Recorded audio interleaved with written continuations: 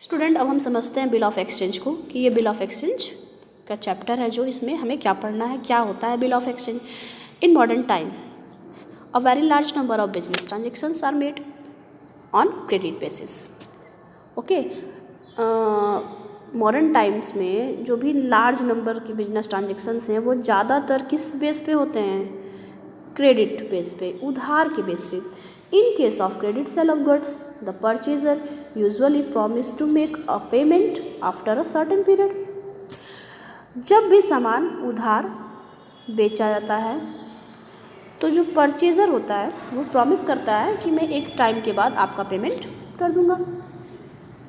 In such a case, the seller would like to get a written undertaking from the buyer to get the payment after a fixed period.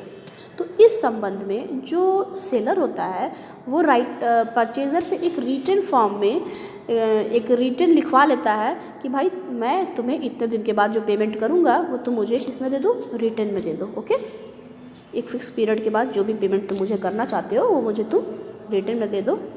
Seller ऐसा बोलता है।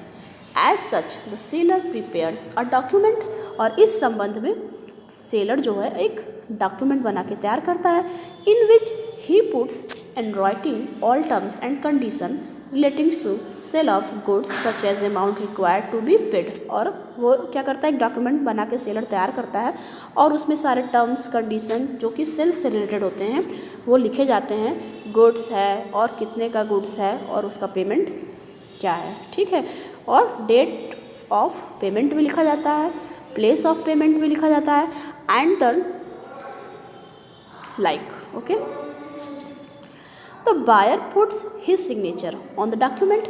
अब जो buyer होता है वो क्या करता है, उस डॉक्यूमेंट पे अपना सिग्नेचर बना देता है and it is known as bill of exchange.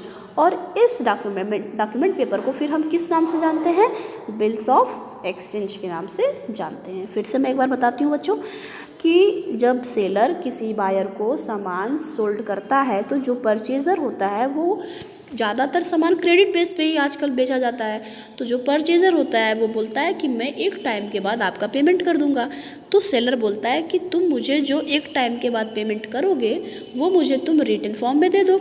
और उसके बाद सेलर इसी संदर्भ में एक डॉक्यूमेंट बना के तैयार करता है जिसमें वो कौन सा सामान बेचा गया है, कितनी क्वान्टिटी में, वो लिखता है, उसका पेमेंट कितना बन रहा है, किस जगह पे पेमेंट होगा, किस डेट पे पेमेंट होगा, ये सारा कुछ उस डॉक्यूमेंट में सेलर लिखता है और बोलता है परचेज़र से कि भाई तुम इस पर सिग्नेचर कर दो और एक टाइम के बाद तुम मेरा पेमेंट कर देना।